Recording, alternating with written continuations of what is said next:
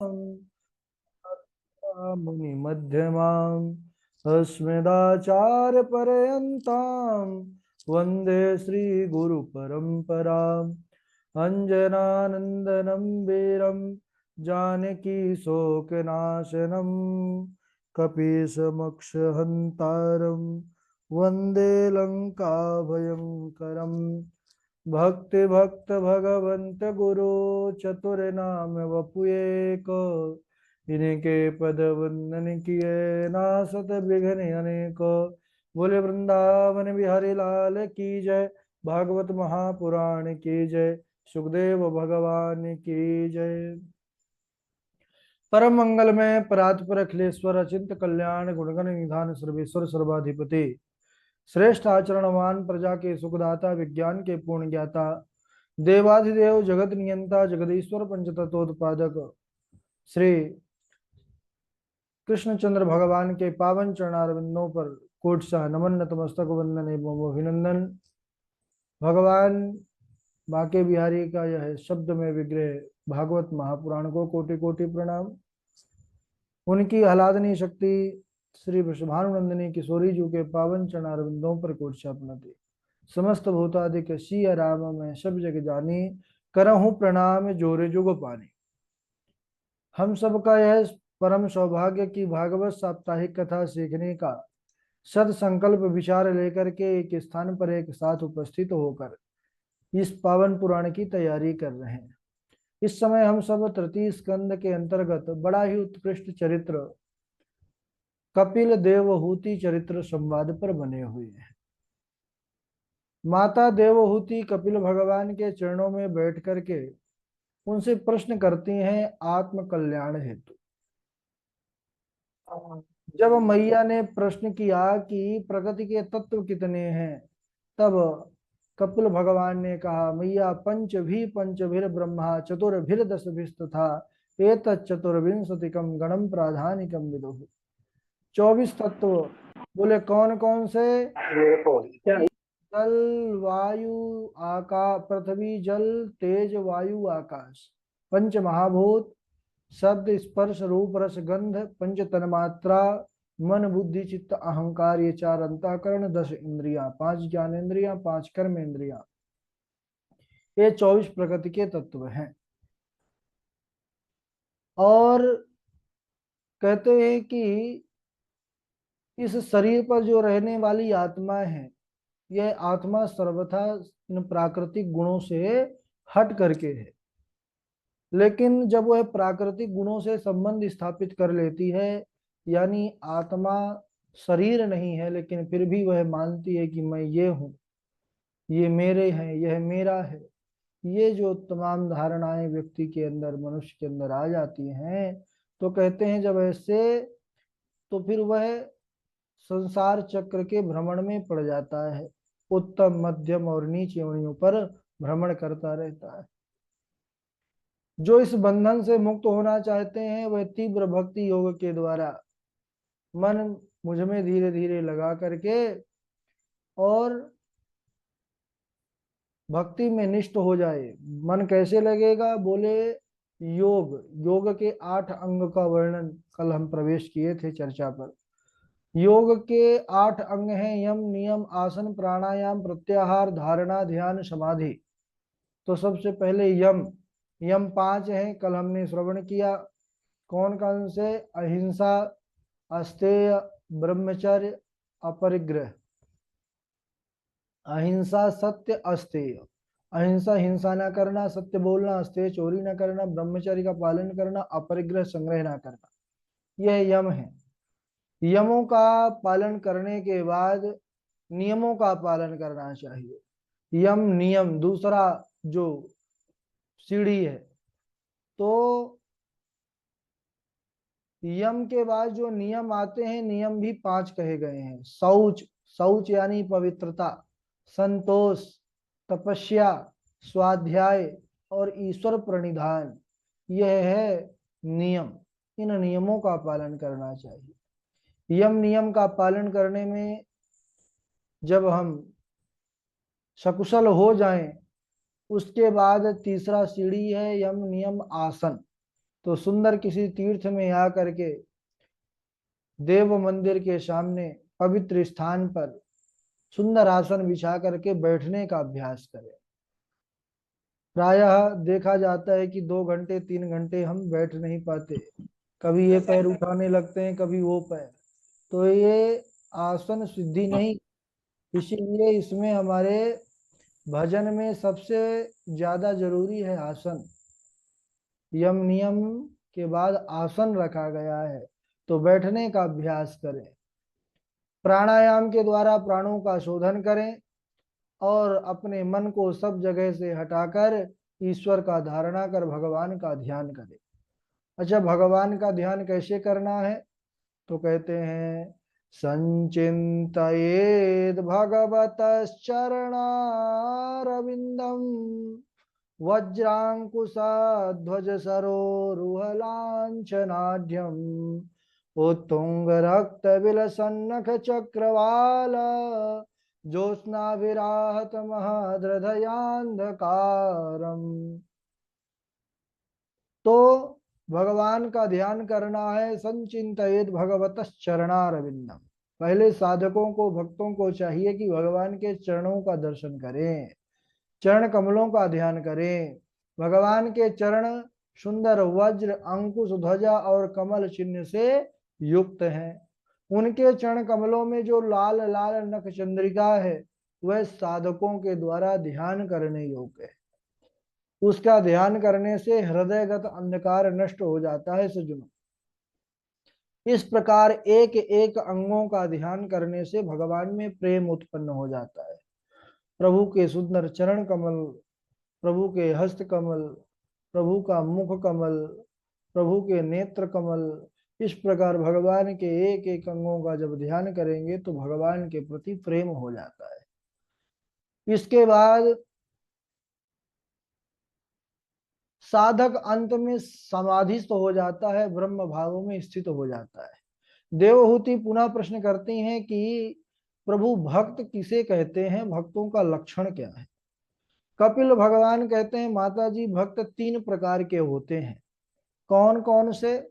सात्विक भक्त, राजस भक्त और तामसी भक्त। अभिसंधाय यो हिंसाम दंभम आश्चर्यमेव वा संरंभे भिन्न धृग भाव मयि कुर्या तामसः। अभिसंधाय यो हिंसाम, जो पुरुष हिंसा, दंभ, मात्सर्य भाव रख करके भी मेरी भक्ति करता है, वह है तामस भक्त। जो यश ऐश्वर्य प्राप्ति के लिए भजन करता है कि हमारी वाहवाही हो, तो वह है राजसी भक्त। जो पापों का नाश करने के लिए भजन पूजन करना कर्तव्य है, ऐसा मान करके जो भजन करता है, वह है सात्विक भक्त। लेकिन माता जी इसके अलावा मेरा एक भक्त और है जो मुझे सबसे प्रिय है। कौन सा है? ध्यान दीजिएगा। इन तीनों से अलग जो है, परे है, वह है मेरा निर्गुण भक्त। बोले वह भक्त सालोक साष्टि सामीप्य सारूप्यकत्वमप्युत अदीयमानम न गृह्णन्ति बिना मत सेवनम जना। जो 5 प्रकार का मोक्ष कहा गया है, सालोक्य, साष्टि, सामीप्य, सारूप्य और सायुज्य, इन 5 प्रकार के मोक्ष को भी जो नहीं चाहता, वह है मेरा निर्गुण भक्त।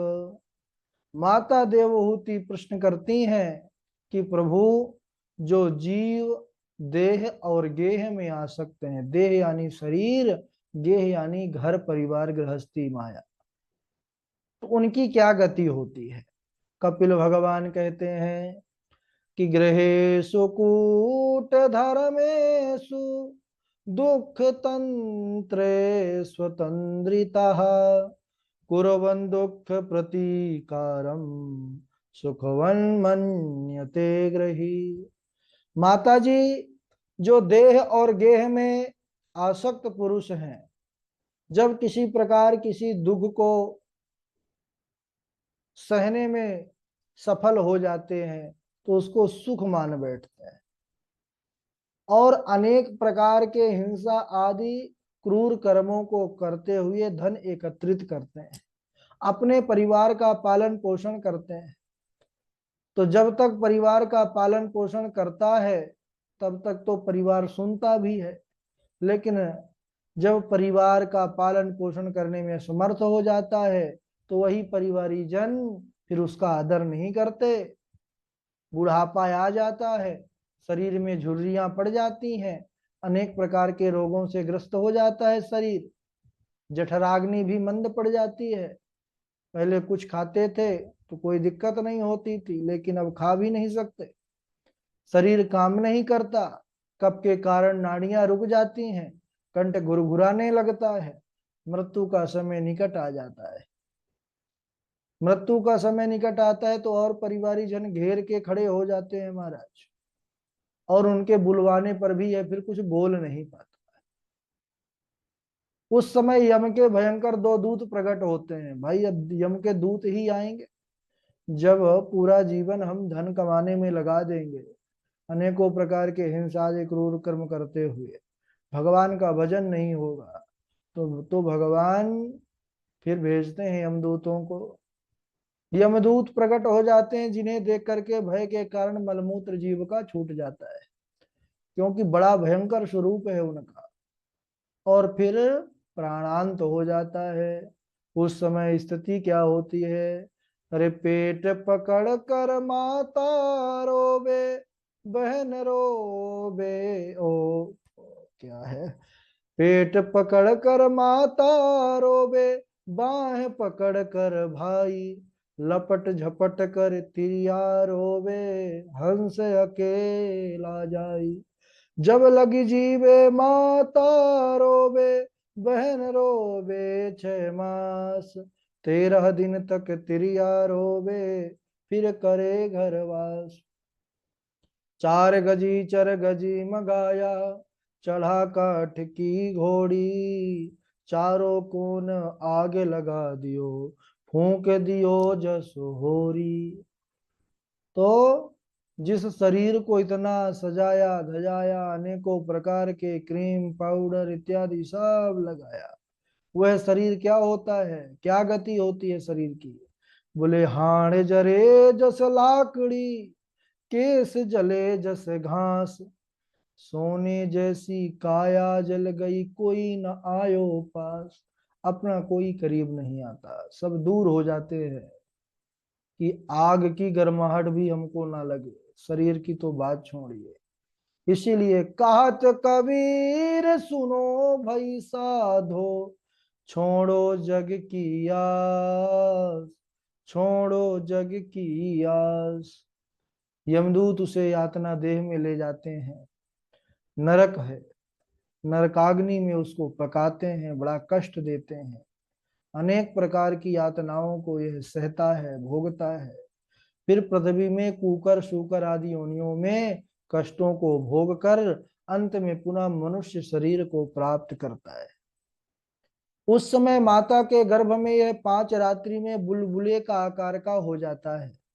10 दिन में जीवात्मा बेर के समान आकृति प्राप्त करता है, 20 दिन में अंडे के बराबर हो जाता है, 1 महीने में इसका सर निकल आता है, 2 महीने में हाथ पैर उत्पन्न हो जाते हैं, तीसरे महीने में नख रोम हड्डियां चमड़ी और स्त्री पुरुष के चिन्ह उत्पन्न हो जाते हैं, चौथे महीने 7 धातुएं उत्पन्न हो जाती हैं, 5वें महीने इसे भूख प्यास लगने लगती है, 6ठे महीने जेर से बंधा हुआ यह माता के दक्षिण कोख में घूमने लगता है।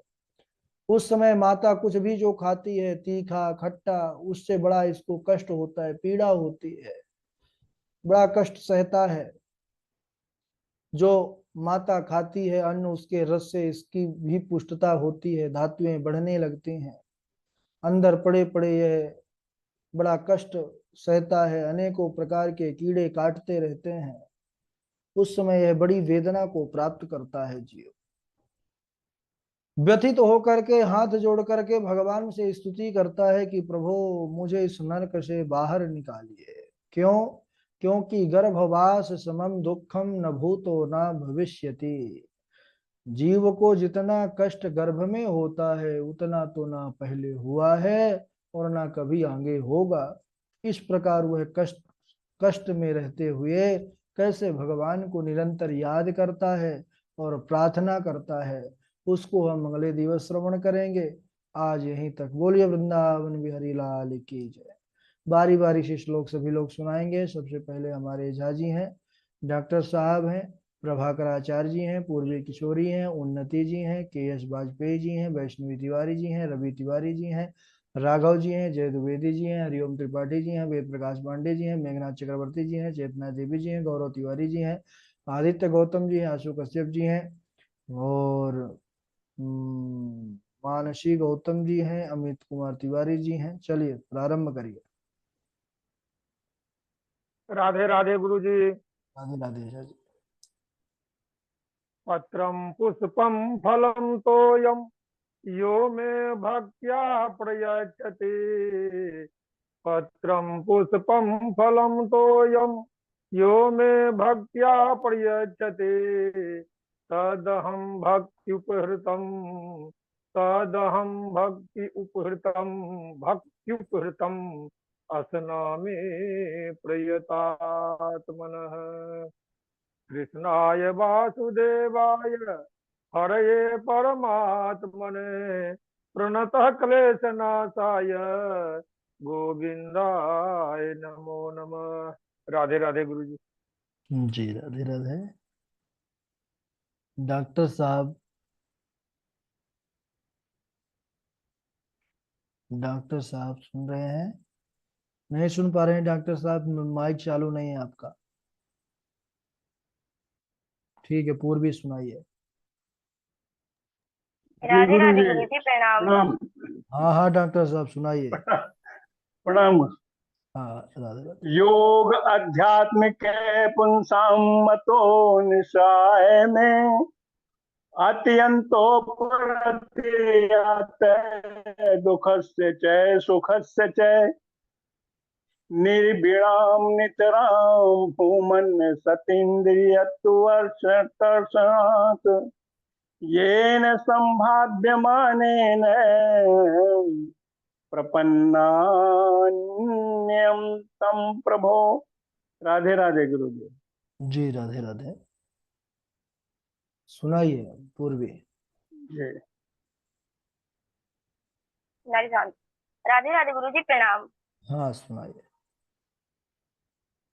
मात कही यह पुत्र मेरा, बहन कही यह वीर मेरा, भाई कही यह बाह मेरा, नार कही यह नर मेरा।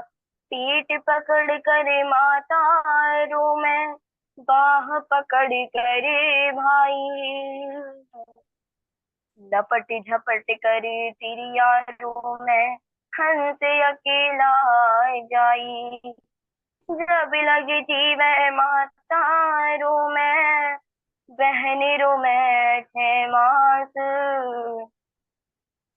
13 दिन तक तिरियारों में फिर करे घर वास। हाड़ जले जस लाकड़ी, कीस जले जस घास। सोने जैसी काया जल गई, कौन आए रो पास। राधे राधे। श्लोक तो सुनाया नहीं आपने। गुरु जी आज गाँव आ गए थे इसलिए नहीं याद कर पाए थे। चलिए प्रभाकर आचार्य जी आप सुनाए। राधे राधे गुरुजी। राधे राधे। तुष्टोऽहमद्य तव मानविमानदायः शुश्रूषया परमया परया च भक्त्या यो देहिनां मयमतीव सुरेत्स्वदेहो नावेक्षितः समुचितः क्षपितुं मदर्थे तथा स चाहं परिवोढुकामः समानशीलां गृहमेधधेनुम् उपे इवन्मूलमशेषमूलम् दुराशयः कामदुघाङ्घ्रिपस्य। राधे राधे गुरु जी। जी आगे है उन्नति, आप